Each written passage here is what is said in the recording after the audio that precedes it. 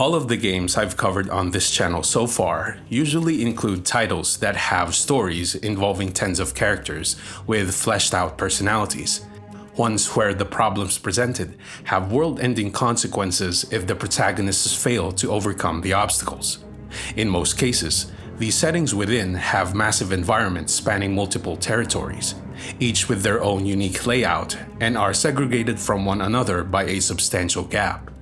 Usually, it's topped off with in-depth gameplay mechanics that allow for creative customizations, which then enhances a game's value by means of replayability. This is all well and good. It's a form that most of us on this channel are very familiar with. However, getting caught up in the excitement of their vastness makes it easy to overlook the alternative approach to making video games. Instead of a story involving dozens of characters, it may also be just a few, where the conflict brought by the villain can still be cataclysmic, but on a personal level. As an alternative to a wide, expansive map, it could be concentrated to a couple of sets, which will work under the right type of gameplay. 12 Minutes by Luis Antonio is such an example, a highly focused work of art where all elements are well thought of, which led to a great presentation in a neat little package.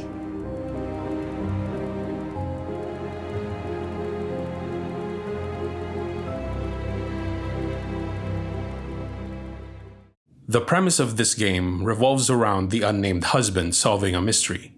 He comes back home and spends the evening with his wife to celebrate a surprising news, when they're interrupted by a cop who forces his way in to arrest the wife accused of murder, while also looking for something else. Every time the protagonist gets hurt, or something happens that would halt his inquiry, he gets sent back in time, moments after entering the apartment, essentially trapping him in a loop, where finding answers is the only way forward. This story is structured around a point-and-click adventure type of gameplay that takes about 2 minutes to explain, which is an effective approach in this case because the main driving force is our investigative skills. It's presented from a top view using simple 3D graphics with clean textures through Unity engine, and that's fine in my opinion. It doesn't take away from the overall experience because everything else about it is superb. In this case, visual fidelity takes a back seat because elements like the story, voice acting, and music are put forward. Just like in a painting where not everything can be the subject, something has to make up the background, which will serve to elevate the entire thing. From the intro alone, first-time players will already get a sense of the scope this game will have. Instead of how it's usually done, which are oftentimes much bigger, what we get is just a dolly in, or a forward camera movement towards a clock operating backwards. Apart from being an aesthetically pleasing shot that's usually seen in films, the clock is also a key item, not to mention the whole idea behind playing around with time permeates in the entire plot. We even get to hear a ticking sound in the background during conversation choices, which adds to the tension.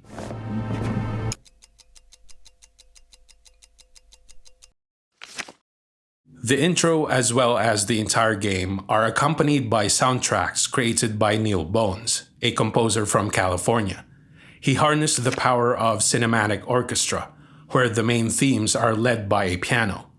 What's interesting about his instrumental choice is that, usually when people think of orchestra, the first thing that comes to mind is a big sound in the manner of Star Wars.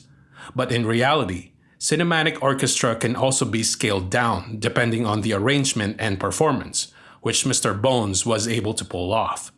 If we listen to the soundtracks available on his Bandcamp page, the way he played the instruments had a relatively soft touch all around, with exception to phrases that are meant to invoke tension, and it works really well for the game.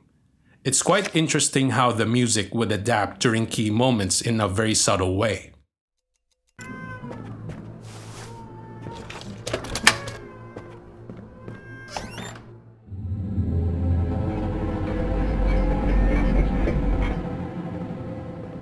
Hey babe, I'm home. Apart from the music, another one which stood out to me the most are the voice actors' performances. If you've seen the behind-the-scenes footage like this one from Collider Exclusives channel on YouTube, you'll know that the husband is voiced by James McAvoy, the wife by Daisy Ridley, and of course the cop is played by Willem Dafoe. It's been a while since I last heard a really impressive vocal performance, since Damien Clark voiced Handsome Jack, let alone 3 of them in a single game. From my perspective, it didn't really matter if the camera was placed on top and I couldn't see the characters' faces, because their performances were so convincing that I could sense their personality and what they're feeling at any given moment from just the way they delivered their lines. One example I can show you, which is at an early portion of the game, is their conversation after they had dessert. The surprise is that the wife's pregnant, and it's impressive to hear in her voice a sense of apprehension as she measures her husband's reaction to it.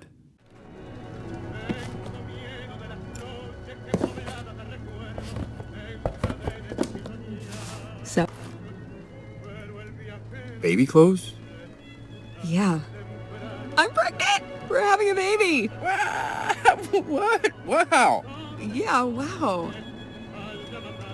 So, how are you feeling over there? In return, the protagonist initially responds with an anxious tone, but quickly recovers through a self-deprecating joke to ease the tension, then finishes it off with a reassuring voice. I'm pregnant! We're having a baby! What? Wow. Yeah, wow. So, how are you feeling over there? Hey, it's gonna be great. You think so? You kidding me? You're incredible, and I'm, decent. The baby that we make is gonna be amazing. And it will be so loved. Yeah. God, I love you. In my opinion, this is what happens when a good script is paired with great actors who are motivated by the roles they're given. Referring back to the behind-the-scenes video, it turns out that Mr. Antonio and co-writer Steve Lerner both kept in mind the art of film during development, which explains why the overall treatment of this game feels cinematic. First off, there's a storm that rolls in as the 10-minute mark gets closer, a classic application of foreshadowing. Thunder, I wasn't expecting a storm tonight. This adds to the scene's unsettling mood during their encounter with the cop, as lightning flashes can be seen upon his arrival, in addition to raindrops being visible on the windows. There's also a book about Zen meditation that the wife's been reading.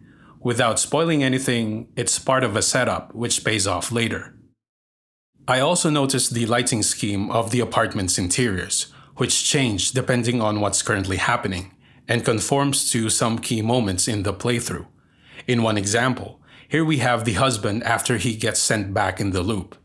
At the beginning, this process is very disorienting for him, and possibly even painful if the reason for being thrown back in time is due to the cop assaulting him. The current illumination of the living room is from an external source, possibly from a lamppost that washes the space with a pale yellow light, which complements the sickening feeling the main character is experiencing at this moment. Apart from that, the story has its funny moments as well, like when the husband tries to convince his wife about the time loop, and we're left scrambling to find proof. I know this sounds weird, but the day's repeating itself. Uh-huh. I'll prove it. Yeah, great. Let's see it. Wow me. Let's see.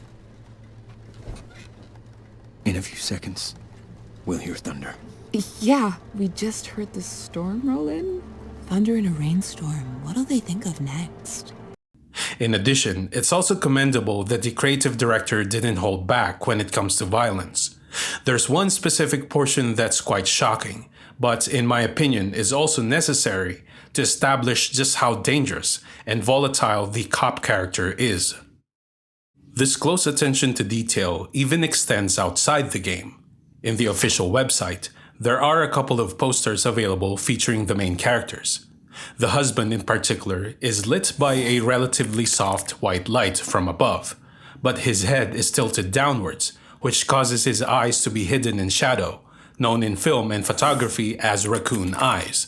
Again, without spoiling anything, there's a very good reason why this pleasant-looking light is mixed in with a suspicious shadow around the eyes. If you played this game already, you'll know what I'm talking about. There are many more things I could point out about why this game is such a great ensemble production. The only problem that I could see, which is not really a negative point, is that everything would make sense only after we've finished it, while leaving a wide room for interpretations and discussions, which makes it highly replayable.